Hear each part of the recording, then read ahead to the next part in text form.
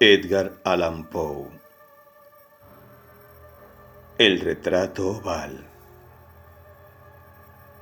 El castillo en el cual mi criado había decidido entrar a la fuerza para evitar que me encontraba desesperadamente herido, pasara la noche al aire libre, era uno de esos grandes edificios, mezcla de tenebrosidad, melancolía y grandeza, que desde hace tanto tiempo fruncen el ceño entre los Apeninos, no menos en la realidad como en la fantasía de Mistress Radcliffe.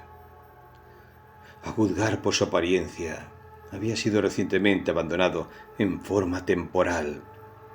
Nos instalamos en una de las habitaciones más pequeñas y menos suntuosamente amuebladas. Estaba ubicada en una torre remota del castillo. El decorado era opulento, aunque andrajoso y antiguo. Sus paredes estaban recubiertas de tapices y adornadas con diversos y variados trofeos heráldicos, junto con una inusual cantidad de pinturas modernas encuadradas en marcos dorados con lujosos arabescos de oro. Sentí un profundo interés por aquellas pinturas, que colgaban no solo de la superficie principal de las paredes, sino también de los numerosos recovecos que la bizarra arquitectura del castillo requería a causa, quizás, de mi incipiente delirio. Le pedí entonces a Pedro que cerrara los pesados postigos de la habitación. Ya era de noche. Que encendiera los altos candelabros ubicados junto a la cabecera de mi cama y que abriera de par en par las cortinas de terciopelo negro que envolvían el lecho. Deseaba que Pedro hiciera todo eso para resignarme, si no podía dormir, a contemplar las pinturas y a leer atentamente un pequeño volumen que habíamos hallado sobre la almohada y que contenía la crítica y la descripción de cada obra. Durante un muy largo rato, leí y devotamente, con sincera devoción, observé los cuadros. Las horas transcurrieron rápida y gloriosamente, y llegó la profunda medianoche. No me agradaba la posición del candelabro, y estirando mi mano, con gran dificultad, para evitar molestar a mi criado que dormía, lo ubiqué de tal forma que su luz diera de lleno sobre el libro. Pero esta acción produjo un efecto completamente imprevisto. Los rayos de las numerosas velas, eran muchas, cayeron sobre un nicho de la habitación que hasta entonces había permanecido oculto en las sombras que proyectaba una de las columnas de la cama. Entonces vi un cuadro, vivamente iluminado, que hasta aquel momento me había pasado inadvertido. Era el retrato de una joven que apenas comenzaba a ser mujer. Miré la pintura rápidamente y luego cerré mis ojos. ¿Por qué hice tal cosa? Al principio fue inexplicable incluso para mí, pero mientras mis párpados permanecían cerrados, busqué en mi mente la razón. Fue un movimiento impulsivo para ganar tiempo y pensar, para asegurarme de que mi visión no me había engañado, para calmar y dominar mi fantasía y volver a observarla más certera y serenamente. Luego de algunos momentos, volví a mirar fijamente la pintura. No podía dudar, ni lo hice, de lo que entonces vi. El primer resplandor de las velas sobre el lienzo disipó el soñoliento estupor que arrebataba mis sentidos y me devolvió a la vigilia. El retrato, ya lo he dicho, era de una joven. Ilustraba solo su cabeza y sus hombros, y estaba pintado con el estilo que técnicamente se denomina vignette, o el estilo de las cabezas favoritas de Sully. Los brazos, el busto, incluso los extremos de su radiante cabellera, se fundían imperceptiblemente en la vaga, aunque profunda sombra que componía el fondo del conjunto. El marco era ovalado, lujosamente dorado y afiligranado de arabescos. Como pieza de arte, nada podía ser más admirable que la pintura en sí, pero No habían sido ni la ejecución del trabajo, ni la inmortal belleza lo que tan repentinamente me había conmovido. Mucho menos que mi fantasía, sacudida de sudor me vela, hubiera confundido aquella cabeza con la de una persona viva. Noté enseguida que las peculiaridades del diseño, el estilo viñeta y el marco habrían disipado instantáneamente semejante idea. Incluso hubieran evitado una distracción momentánea.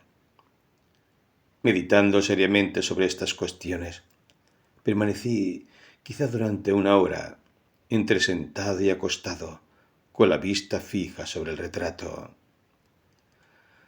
Finalmente, satisfecho con el verdadero secreto del efecto que producía en mí, me acosté de espaldas sobre la cama. El encantamiento de la pintura consistía en una absoluta semejanza con la vida en su expresión, que al principio me estremeció y finalmente me desconcertó, me dominó y me espantó. Con profundo y reverente temor, volví a poner el candelabro en su posición original.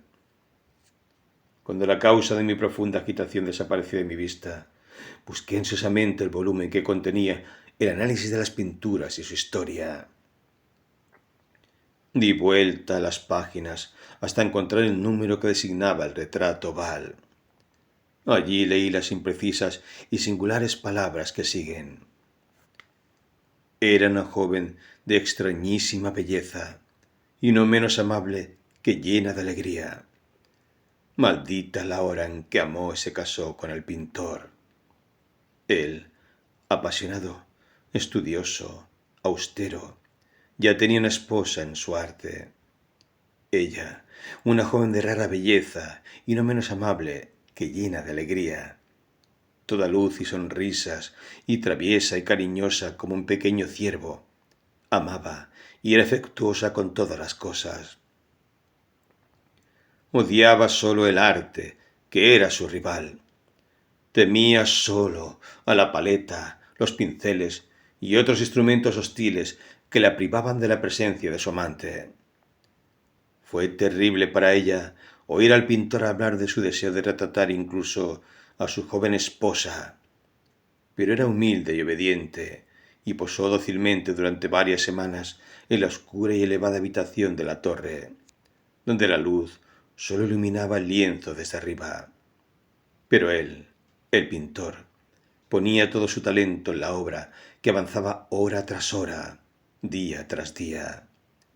Y era un hombre apasionado, salvaje y caprichoso, que se perdía en fantasías. Es por eso que no quería ver que la luz fantasmal que caía sobre la solitaria torre marchitaba la salud y el espíritu de su esposa, que se consumía a los ojos de todos, excepto los suyos. Sin embargo, ella sonría siempre, sin quejarse, porque veía que el pintor, que tenía mucho renombre, experimentaba un ferviente placer en su tarea y se esmeraba día y noche en el retrato de la que tanto amaba, pero que cada día se encontraba más débil y desanimada. Y en verdad, cualquiera que contemplaba el retrato hablaba en voz baja de su semejanza, como de una imponente maravilla, y prueba no sólo del poder del pintor, sino del profundo amor que sentía por aquella a quien retrataba tan prodigiosamente bien. Pero luego de un tiempo, cuando la obra ya estaba casi terminada, ya no se admitía a nadie dentro de la torre, porque el pintor había enloquecido en el ardor de su trabajo, y rara vez levantaba los ojos del lienzo, ni siquiera para mirar el rostro de su esposa. Y no quería ver que los colores que desparramaba sobre el lienzo los arrancaba de las mejillas de la que se sentaba frente a él. Y cuando ya habían pasado varias semanas y quedaba muy poco que hacer, excepto por un toque sobre los labios y una pincelada en los ojos, el espíritu de la joven vaciló como una llama a punto de extinguirse. Y el toque y la pincelada fueron hechos, y por un instante el pintor se detuvo extasiado frente al trabajo que acababa de terminar.